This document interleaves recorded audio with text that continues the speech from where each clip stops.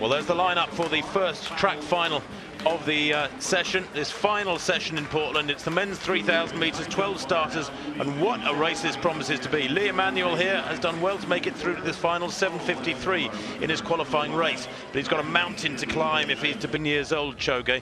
Very, very consistent too. He's a great miler. He's strong at 3,000 and 5,000 too, and he has the full armory, as do so many men in this race. It's very, very hard to pick out a favourite.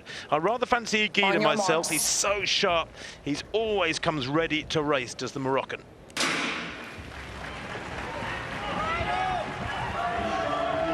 Well, it'll be interesting to see if this turns into a slow tactical affair for the first few laps. Remember, it is 15 laps of the track.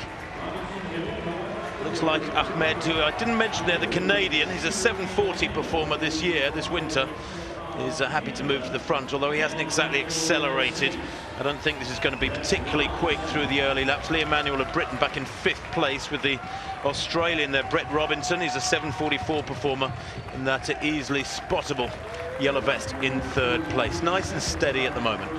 Yeah, not too rushed, is it, the pace so far. Looking forward to the internal battle between the Kenyans and the Ethiopians, who will be there or thereabouts. Choge has been blistering so far in the winter on the newly created IAAF World Indoor Tour, in Karlsruhe particularly, and left Koech and Diko left for dead. So keep an eye out for Choge in the latter stages. Alamiru 4th from the back there in that green vest. There he is, top left. Kajelcha, I should say, just loping along with that rocking stride of his. And Igida almost having to chop his stride. He's almost jogging there towards the back. It has slowed dramatically, 71 seconds almost at 400 meters. I wonder who'll be the first to lose patience. Koech, those powerful legs of his, is a super build, isn't he? Very big fella. Moves to the front, maybe thinking this is just a little too slow. It gets dangerous when it's very slow and it gets bunched. There's a lot of barging and pushing, and you get spiked and clipped, and it's just dangerous, and that's very strength sapping. Well, particularly, it's accentuated, isn't it, on the narrow bends. This is a 200-meter track, not the outdoor 400, and it's already much more intimate, and the risk of bumping and barging is greater, so slowing the pace only adds to that. Well, Koech has introduced a little bit of respectability to this tempo, thank goodness. His full name, Isaiah Kiplangat Koech. He's still only 22 years old. Very, very consistent. 5th in the London Olympic Games 5,000 behind Mo Farah. 4th in the year before that in 2011, when he was, wait for it, just 17 years old, of course. A 3rd in Moscow 3 years back. 2nd in Glasgow at the Commonwealth Games behind his compatriot in Diku. But while he's hit the front, it's still not quick, and I don't think this is sapping for him at all. He's probably thinking, well, I might as well be at the front, able to react to any attack and controlling things, as back in the pack, getting pushed and shoved and clipped, and as I said, getting my energy sapped through all that concentration that is required to stay on your feet when it's tightly bunched.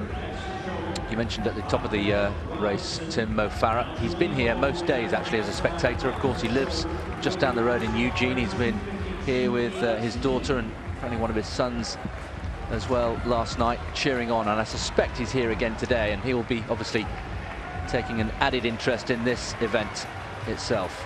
Agonizingly slow, 2:52 at 1,000 meters. Well, that's outside 8:30 tempo. 2:40 would be 8-minute tempo, and these men, many of them capable of going around at 2:30 tempo, much quicker than this. But he's beginning to wind it up now in this middle kilometre. It's still not lightning fast. 1,200 metres in 3:25, still very slow for every single one of these men. They're all paying close attention to what's going on. You can see Lee Emanuel 4th from the back. When the attack does come, and I'm just trying to identify who I think it will be the first to lose patience and go hard. When the attack does come, you don't want to be too far back, because if somebody were to kick off the front now, for example, and you were in Lee Emanuel's position, you'd be in a desperately bad position to respond to it for a lap and a half. Well, he is boxed in, isn't he? And quite vulnerable there for the reasons you give. And, just starting to wind up a little bit now. Emanuel just needs to extricate himself from that position at the back and maybe just move wide and get clear. That said, Igida and Ndiku are right at the back as well. Ndiku right at the very back of the field with Igida. My favourite, the Moroccan, second from the rear, as Koech continues to churn round at this slow tempo. Ryan Hill has been on the shoulder of the leader throughout, well positioned. Choge on the inside in third place, then Ahmed the Canadian in fifth place. That's Chalimo of the USA. In the US Army, Chalimo. Essentially one way to get a quick US passport is spend a few weeks in the US Army and your passport's sorted. But obviously that is quite some commitment you have to make. Bunching now because Koech hasn't wound it up, and they're what, 3 or 4 across the track. It's dangerous. It is indeed a bit of a bottleneck at the front there. Lee Emmanuel now with a little bit more space, but again, I'd just like to see him moving through the field. He's opting for the inside track there, just spotted a gap and has taken it, and here we go. There's a decisive move there from Ndiku, I think it is. It is Ndiku, yes, and now all of a sudden it's like throwing the cat amongst the pigeons, isn't it? Kejelcha moves up onto his shoulder. Ryan Hill lengthens his stride, moving down the outside there. It's Bachir of Djibouti. The Australian there caught napping a little bit. Robinson right at the back of the field at the moment, and the chase is on in earnest, and this was a very quick, sudden attack from the Djiboutian Yusuf His Bachir as they come now to 2 kilometres. 5:34, a 2:42 kilometre there. And the racing is on in earnest, and there's a panic sort of rumbles through the pack, doesn't it, as they realise that this is serious. Bachir with Ndiku on his shoulder, Chalimo, Kejelcha, Igida running very wide there. They're still not really foot to the floor, but it's just a little bit more demanding than it was for the first half. Well, it is indeed. That was an extraordinary move by Bachir, and Ndiku had it covered. I'm just looking at Alamiru, who's way back. In fact, he's in final last place. Kejelcha there is well placed in third position, but having to go wide.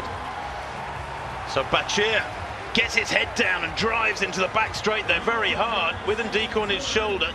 Choge moving through into third place. The Kenyans well positioned at the moment. Kejelcha running wide around the outside.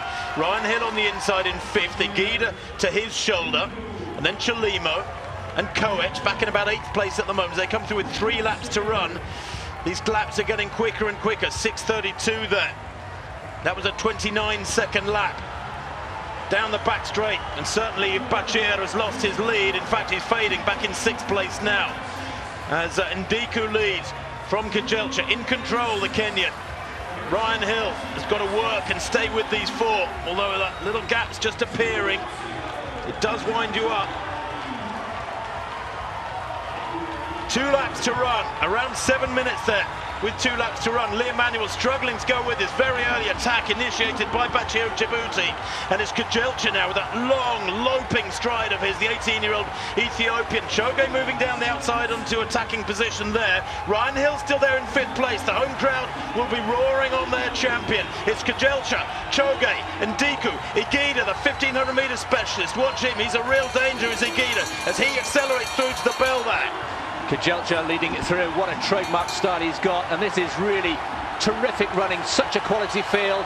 5 in contention for 3 medals. Kejelcha kicks again into the back straight. Little look over his shoulder. Choge running the shortest line. Igida running wide. Ryan Hill is right there. And Ndiku's done back in 5th place. Kejelcha digs deep again, and Choge's got to find the meters, and so is Ryan Hill in that red US vest. Kejelcha's going to take it. Hill comes through to dick for the silver, and Choge takes the bronze. Igida run out of it into 4th place. Kejelcha has arrived in earnest. 2:22 for the final kilometre, and that is his first major title as a senior athlete. I say as a senior athlete, he's still a junior, he's 18, but at senior level he is now a gold medalist. Brilliant determination from Ryan Hill. Maybe home advantage giving him that extra gear over those last 15 or 20 metres to just outdip the bronze medalist there, Choge. But boy, it was some last kilometre. What a finish from Ryan Hill. Look at this, back in 5th place here as they hit the bell. Kejelcha turning on the gas, and here he comes, really digging deep. Look at the face, Ryan Hill grimacing, still with work to do. Choge thinks he's got the silver, and there on the dip. Thrilling last couple of laps.